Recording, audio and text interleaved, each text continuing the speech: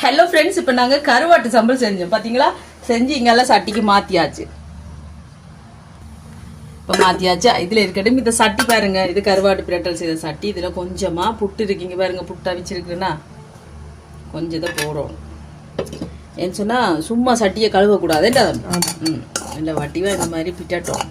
கையால் எப்படி 20 சுடுவுது. இந்த பகவெல்லாம் அப்படி பிட்டாட்டி எடுத்தோம்.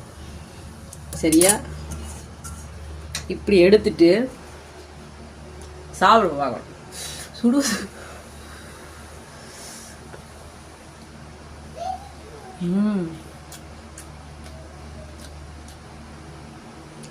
செம்ம டேஸ்டா இருக்கு ஃப்ரெண்ட்ஸ். யாரெல்லாம் அப்படி சாப்பிடுங்கன்னு கமெண்ட்ல சொல்லுங்க.